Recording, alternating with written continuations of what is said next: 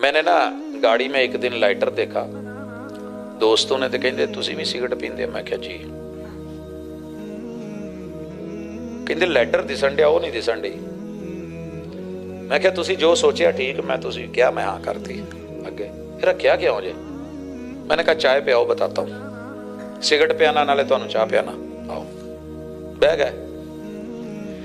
मैं क्या सर जी मैं लाइटर सीखिया है अरबी जमाना तो, लाइटर नहीं अग बालन वाला। हर तकरीबन सल्फी नौजवान दी मैं जेब च वेंदा सा भी लाइटर है। मैं उन्होंने पूछना यार तुसी सिगरट तो पींदे नहीं, लाइटर क्यों रखते हो?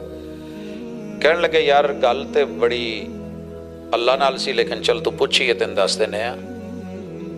जिदों भी दिल करदा ना गुनाह करन ते इनू मैं बाल के ते अपनी उंगली दे थल्ले करना भी इनू सह सकना, इन्नी किलो नू, इन्नी किलो नू सह सकना। जे ते सह सकना है ते मैनू मैं करा देना, जो तेनू चाहिए मैं दे देना। थोड़ा जा दिल वाल नू करके इधर ते तां, जे वालां वाल ते तां, किसे पासे भी।